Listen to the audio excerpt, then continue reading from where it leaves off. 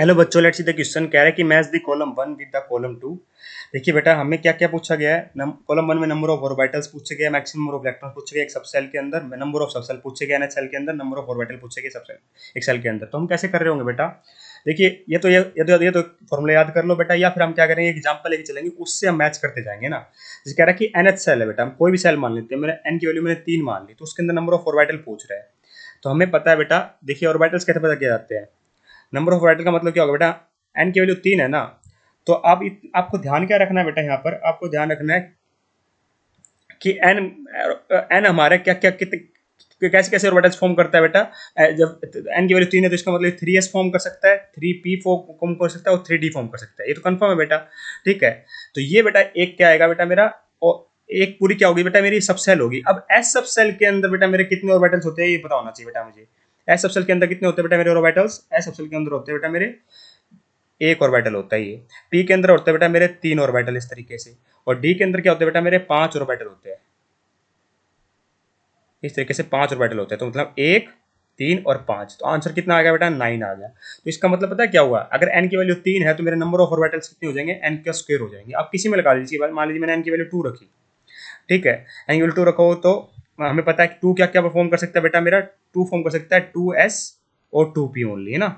2s और 2p only form कर सकते हैं। कितनी सब सेल में हम फॉर्म कर सकते हैं बेटा, उतनी ही सब सेल फॉर्म होती है जितना बेटा n की वैल्यू होती है। इस बात का अपने को ध्यान रखना है। जैसे यहाँ पे n की वैल्यू 2 है तो कितनी सब सेल फॉर्म हुई, 2s और 2p। यहाँ 3 3s 3p 3d, और s के अंदर एक ऑर्बिटल होता है बेटा, p के अंदर 3, ठीक है। तो 1 और 3 कितना हो गया बेटा, 4 आ गया, तो मतलब n का स्क्वायर हो गया। तो नंबर ऑफ ऑर्बिटल कितने आ गए बेटा, n स्क्वायर होंगे, ठीक है। तो ए का तो कंफर्म हो गया बेटा, ऐसा आएगा। तो एक एस यहाँ लिखा है और यहाँ लिखा है, इसका मतलब 2 और 3 आउट।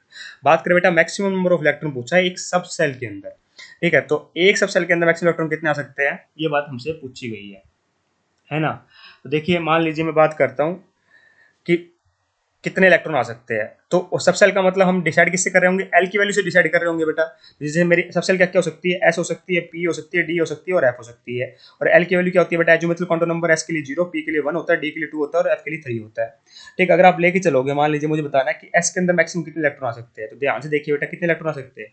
एक ऑर्बिटल होता है, 2 इलेक्ट्रॉन आ सकते हैं। पी के अंदर बेटा कितने ऑर्बिटल होते हैं, 3 होते हैं, तो मैक्सिमम कितने इलेक्ट्रॉन आ जाते हैं, 6 इलेक्ट्रॉन आ जाते हैं इस तरीके से, ठीक है। डी के अंदर इसी का बेटा 5 ऑर्बिटल होते हैं, तो कितने इलेक्ट्रॉन आ सकते हैं, मतलब मैक्सिमम 10 आ सकते हैं बेटा, है ना। इस तरीके से 10 होते हैं बेटा ना। इसी प्रकार से बेटा मेरे इसमें 7 ऑर्बिटल होते हैं, है ना।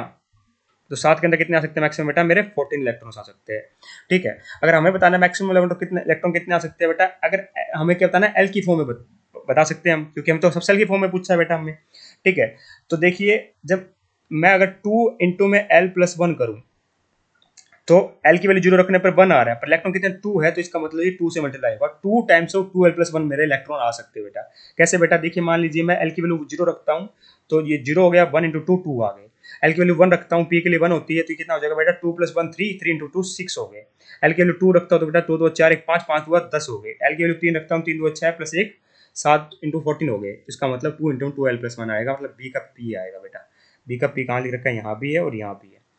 बात करते हैं थर्ड सी पार्ट की, नंबर ऑफ सब सेल पूछा है एनएच सेल में। तो मैंने अभी आपको बताया था कि जितने एन वैल्यू होते हैं उतनी सब सेल होगी। देखिए यहाँ पे 3 सब सेल बन रही है, 3s 3p 3d, ठीक है। 2 के लिए 2s 2p बन सकती है, आप किसी का ले लो। 1 के लिए केवल 1s पॉसिबल है, ठीक है। 4s के लिए 4s 4p 4d और 4f, इस तरीके से चलता है बेटा। तो इसका वैल्यू मतलब n ही होगा, ठीक है। तो सी का आ जाएगा बेटा मेरा q आ जाएगा, सी का q यहाँ पे r लिख दिया, इसका मतलब सी का q, ऑप्शन नंबर 4 हमारा करेक्ट होगा। नंबर ऑफ ऑर्बिटल पूछा बेटा एक सब सेल में, तो नंबर ऑफ ऑर्बिटल कैसे निकालेंगे बेटा, देखिए एस सब सेल में एक ऑर्बिटल है, पी में कितने बेटा 3 है, डी में कितने बेटा 5 है, एफ में कितने बेटा 7 है ना। इतने ऑर्बिटल है बेटा, तो कैसे निकालते हैं बेटा ऑर्बिटल्स, हम ऑर्बिटल निकालते हैं 2l+1 करके। कैसे, अगर एस की वैल्यू एल की वैल्यू 0 रखोगे बेटा तो 1 आ गया, देखिए एस के लिए 1 होता ही है। अगर एल की वैल्यू 1 रखोगे तो कितना आ गया, 3 आ गया। एल की वैल्यू 2 रखोगे तो बेटा कितना आ गया 5, एल की वैल्यू 3 रखोगे तो बेटा कितना आ गया मेरा 7, है ना। तो इसका मतलब क्या होगा मेरा 2l+1 होगा नंबर ऑफ ऑर्बिटल्स। तो डी का क्या आ जाएगा बेटा मेरा आर आ जाएगा। तो क्या आ जाएगा बेटा SPQR, SPQR दिख रखा है ऑप्शन नंबर 4 में। I hope you understand the answer. Thank you so much.